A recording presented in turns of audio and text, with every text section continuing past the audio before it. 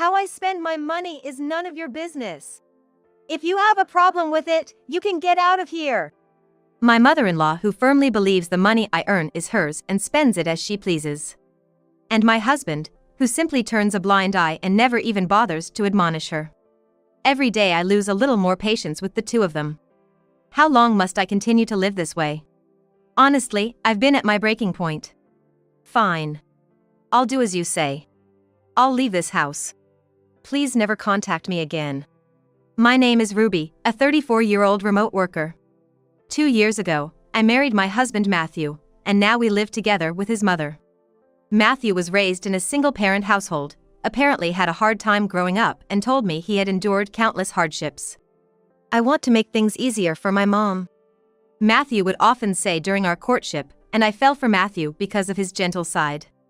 Being an only child myself, perhaps because I was the sole recipient of my parents' love, I had feelings of gratitude towards them and wanted to repay them in some way. Maybe that's why Matthew and I were able to sympathize with each other on that point. Afterward, we, who had been co-workers at the same company, decided to get married after a few years of dating. We talked about various things for the future after getting married, like where we would live, or saving money to buy a house, but our workplaces were far from both of our parents' homes, and we didn't even imagine living together at the time. Also, the first time I met my mother-in-law was during our marriage proposal, and her impression was far from the kind mother Matthew always talked about. To be honest, I felt she was someone I should absolutely avoid. So, you're Ruby, Matthew's fiancé? You're not what I imagined. I'm disappointed. I thought you were a cute, petite woman with a lovely smile. Huh? That's what my mother-in-law blurted out, barely paying attention to the greetings. Sure, at 5 feet 6 inches, I'm a bit tall for a woman, and my appearance is more stylish than pretty. Apparently, I wasn't what my mother-in-law had in her mind. Still, I never imagined being critiqued on my appearance at a first meeting. Naturally, as this was our first meeting, I couldn't respond with a joke. I simply laughed it off and pretended it didn't bother me. With the cold atmosphere that ensued, I thought Matthew would come to my rescue, but instead, he just listened to his mother's story and happily chuckled. Is it okay to marry this guy? That was the first question I had. But from what I heard, my mother-in-law had never been sick and seemed to be in good health. Her hobbies included traveling and shopping, and she had a lot of good friends in the area she was accustomed to. Also, she seemed to be actively engaging with the neighbors, so even if I had married Matthew, I believed she wasn't the type to frequently impose on our home. On the way back from our first meeting with her, I casually spoke to Matthew. Your mom is really lively, isn't she? She's never been sick, she must be very conscientious. It looks like she has lots of friends around the neighborhood, so I guess we don't have to worry about living together. Well, yeah. For now, she seems fine and I think she's okay. I have been thinking that at some point, I'll have to take care of her, but that's a future concern. Taking his words to heart, I stopped talking about my mother-in-law any further. To be honest, it was probably more of a relief. Regardless of what kind of person my mother-in-law might be, as long as my relationship with Matthew is good, there's no problem. If the issue of living together comes up decades from now, I'll deal with it then. That's how I decided to think. Shortly after, we got married. We had talked about having a grand wedding, but due to our busy work schedules, we had to postpone it. If anything, Matthew was looking forward to the wedding more than I was. He was like, "It's a once-in-a-lifetime wedding, so I want to invite everyone, coworkers, friends, relatives, and have a big celebration, and I'm sure Mom would be thrilled, too." He was saying things like that. I wasn't as keen, so I was actually grateful that work was so busy. However, around this time, I felt a growing gap between Matthew and me, as if a distance was forming in our hearts. We had different roles at work and somehow I ended up in a higher position than him, which I guess he wasn't very happy about it. I heard a rumor that you got promoted to section manager, is that true? Why didn't you turn it down? You're going to quit when we have a baby, right? Quit work? I've never even thought about that. We agreed we would both continue to work after marriage, didn't we?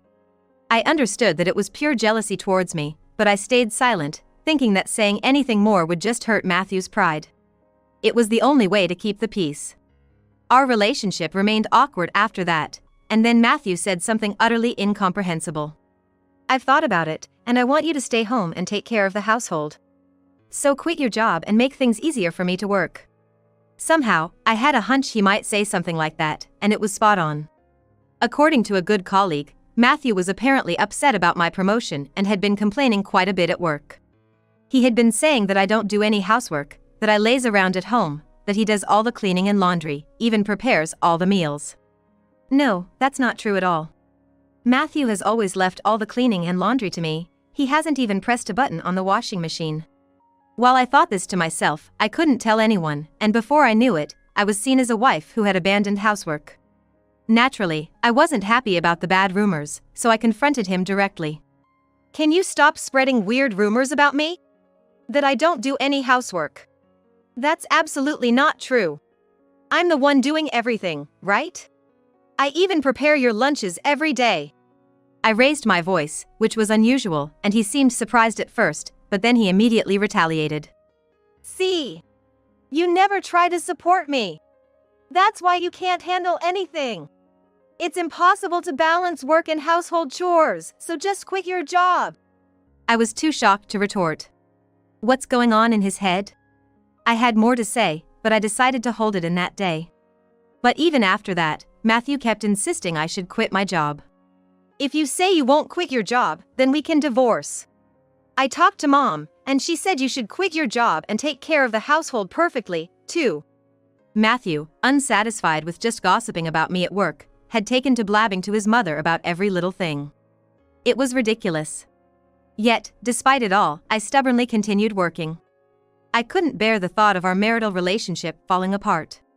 After a lot of thought, I finally decided to quit my job. However, in return, I made it clear that I wanted to work from home. He didn't object. Huh? Working from home? Isn't that what people do to earn chump change? Well, if you're satisfied with that, I'll allow it. But I've got some conditions too. My husband grinned ominously. I was on edge, wondering what he would say next. What do you mean, conditions? I'm quitting my job, isn't that enough? What more do you want from me? How did my husband, Matthew, become so obnoxious? I can't even pinpoint when his personality took such a terrible turn. He started to resemble his mother so much, it's become a hassle just to talk to him. Well, my mom is moving in with us next month. Her lease is up at the end of this month. So, she'll be living with us. Hope you don't mind. What? Is he serious? This can't be happening. However, everything seemed to have been planned out so meticulously that there was hardly any time for me to say wait a minute. The very next day, my mother-in-law called me. And she was like, Ruby, I guess you've heard the news. I'll be moving out of my place at the end of this month. It's all quite sudden, but I'm counting on your support. She sounded so pleased with herself. Matthew, too, seemed thrilled as he overheard our conversation. In essence, his plan was to have me quit my job and take care of the two of them. I saw through his scheme right away. His mother said she would move in at the end of the month, but sure enough, she vacated her apartment within a week and moved into our house. She didn't lift a finger to help with the housework and instead complained constantly. She was like, You should clean the rooms thoroughly. And your cooking is tasteless. Who taught you to cook? I'd like to meet your parents. My living hell began the day she moved in, and 2 years later, it's still ongoing. Before I knew it, my relationship with Matthew had completely chilled. I was treated as nothing more than a housemaid, taking care of the two of them. What I realized after living with her is that she is a big spender. She has a weak spot for designer brands, and she buys something new every time a new collection is released. She has more shoes, clothes, wallets, and bags than I can count. I tried talking to Matthew about it, but he brushed me off and he was like, Mom's always been into fashion. Well, as long as she's happy, what's the harm? By this time, neither Matthew nor my mother-in-law were contributing a cent to our household expenses. Matthew was using the money he earned for himself and my mother-in-law. As soon as she received pension, she would go shopping. I was fed up with the monotony of everyday life, even questioning what I was doing living here. Amidst all of this, my mother-in-law and Matthew proposed something outrageous. Hey, Mom and I are thinking about going on a trip for a week starting next month. A vacation in Cancun, pretty cool, right? We'll even get you a souvenir. What? I was taken aback by the sudden announcement. Turns out, that day was my birthday. How come forgetting my birthday and going on a vacation to Cancun? That's unthinkable. You're kidding, right? You do realize what day it is, don't you? When I said this, my mother-in-law walked over and was like, "Of course we do. You even marked it on the calendar, right? Your birthday, isn't it? But, such things don't really matter anymore." They laughed and smirked as they looked at me. Annoyed by their attitude, before I knew it, I was blurting out my frustrations. Enough is enough! A vacation when you don't even pay for the living expenses? I've been paying for everything these past 2 years. After all, you made me quit my job, isn't that strange? My face was bright red with anger, and I felt I could barely control myself. But they didn't care. My mother-in-law was like, "How I spend my money is none of your business. If you have a problem with it, you can get out of here. There's no proof you've been earning money in the first place." That was her response. Even though they were living off the money they took from me and spending it as they pleased, they dared to say such things. And my husband, who ignored my mother-in-law's words and didn't even bother to intervene, was like, "You were the one being supported, weren't you? You might have had to use some of your savings recently, but don't get all high and mighty." I was fed up with these two people in front of me. How long do I have to live like this? Honestly, I'm at my wit's end. Fine. I'll do as you say. I'll leave this house. Please never contact me again. Matthew, this is the end for us. We're getting divorced, a divorce. Perhaps they were waiting for me to leave all along. They were grinning as if they had succeeded in their plan. Then, to my astonishment, my mother-in-law was like, "Perfect. Actually, we called a locksmith today. We were thinking about changing the locks after getting rid of the nuisance." That's what she said. I don't know what kind of plan they had, but it seems they conspired to kick me out of this house today. Mom, that's incredible. I didn't expect Ruby to decide to leave at this moment. She's unexpectedly tenacious. I thought we'd have a tougher time, but it's all good, isn't it? These two clueless individuals were seemingly expecting to live comfortably in this house once they kicked me out. As if it would go so smoothly. "In less than an hour, the movers will arrive, so can you pack your stuff quickly? I'll dispose of the larger items as bulky waste, so please only take what you need." Oh, sure. Okay. I don't mind you changing the locks. But you both might want to get ready in various ways, too. I told them something ominous. Of course, they didn't seem to understand, and after that, I quickly left the house. After leaving, I had mountains of things to do. Honestly, I was so irritated that I was furious, but I was thinking of a way to calmly and carefully send these two to hell. Having made the rounds to various services, I decided to enjoy living in a hotel until I found a new place. I've hardly been able to afford luxuries before, so I decided to spend a few weeks in a luxury hotel suite. Feeling like a celebrity, I was excited about what was to come. And then, a few weeks later, I finally got a call. From the two of them, their voices sound completely desperate. "Hello? Hey. Oh, that's me, Matthew." "Oh, hey. What's up? Have you by any chance received a bunch of something?" They sounded completely flustered, their voices shaking. And it seemed like my mother-in-law was right there with him. I could hear a voice in the background. "So? What do you want?" "Well, what do I want, you ask? You should know, right? We got a call from the lawyer about a divorce, and also an eviction notice within a week. This is too much, no matter what. I never even said I wanted a divorce. This is just too selfish. Let's make up each other." Matthew, about to cry, was asking for reconciliation, even at this point. From my perspective, I was like, what's gotten into this guy? After all, they forcibly took over the house I had been living in, changed the locks, and drove me out, and I was the one who owned the house. And my mother-in-law was pretty flustered, too, and she took over the phone to try to persuade me. "Listen, Ruby, the divorce thing is a lie, right? Matthew and we didn't mean what we said like that. You understand, right? We just said it as a joke, but you're taking it seriously." Matthew's as Matthew does, but my mother-in-law is apparently quite an oddball, too. Well, I guess it's like the saying, the apple doesn't fall far from the tree, you know? "Well, considering I was the one who got kicked out, there's no way I can make up with you. And all this time, you've been using my money, so don't mess around. Huh, but isn't that money what Matthew earned? Whatever I use the money my son earned on, that's none of your business, right? Even after explaining it before, she still seems to be completely clueless. She must have been under the impression that the money I earned belonged to Matthew. I couldn't help but let out a deep sigh when Matthew asked me as if something just occurred to him. Hey, just how much are you earning? It's strange that you own that detached house, and you've been living the same lifestyle even after quitting your job. I've never given you a cent, you know? It seems he finally realized it. And then, this guy just said it out loud. That he's not paid a single cent. Well, since we're going to be strangers anyway, I might as well tell him the truth. It'd be good for him to realize that the one that got away was a big catch.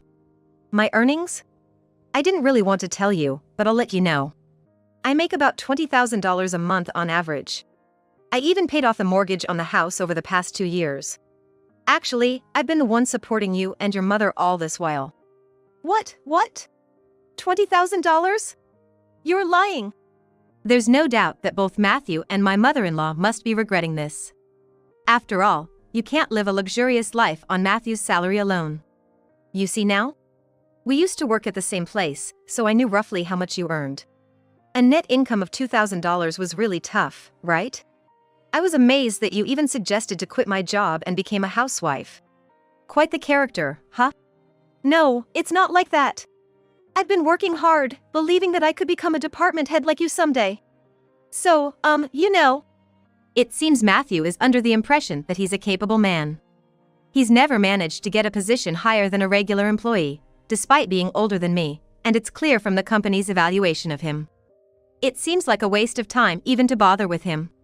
Well, I have no intention of making up with you. After all, your mother, who's notorious for her reckless spending, would inevitably come with you. I don't want to lose any more things. Just move out of the house as soon as possible. Please, Ruby. Listen to me, please. I apologize for all the horrible things I've said up to now. So, please. Despite them insisting, I have no intention of forgiving them. They really are persistent. Even my mother-in-law was like, Ruby, you can ignore me, but could you please make up with Matthew? I'll leave right now. Please, I'm begging you. This is a once-in-a-lifetime request. Look, I apologize for everything. It seems my mother-in-law was apparently crying. Of course I won't change my mind whatever they say. So, I told you it's impossible. Anyway, I'm busy, so I'll talk to you later. Irritated, I hung up the phone. Knowing how stubborn I can be, Matthew didn't push me further. And as I told him, he soon found a new place to move to. He canceled the vacation they had planned, and quickly packed up and moved out of the house. His new home is a rundown apartment that's over 60 years old. It creaks so much that it feels like the roof might fly off and the walls might collapse if a hurricane comes. Well, considering he's been living it up on my dime all this time, I guess it's about time he starts living a life that's more in his league, right? Afterwards, Matthew reported his divorce to his company. I heard that he was pretty much the laughing stock among his bosses. The boss was like, "You're such an idiot for not cherishing a competent wife when you had one." Right in front of everyone. It seems like he's been whining about me all this time, but in reality, no one believed his stories. I hear they even told him that he got what he deserved for driving me away, right in his face. Hearing that story, I must say, was pretty satisfying. Ever since then, I've bought myself a brand new condo and I've been enjoying new life. With the freedom to spend my money and my time as I please, I'm planning to aim for even greater heights in my career.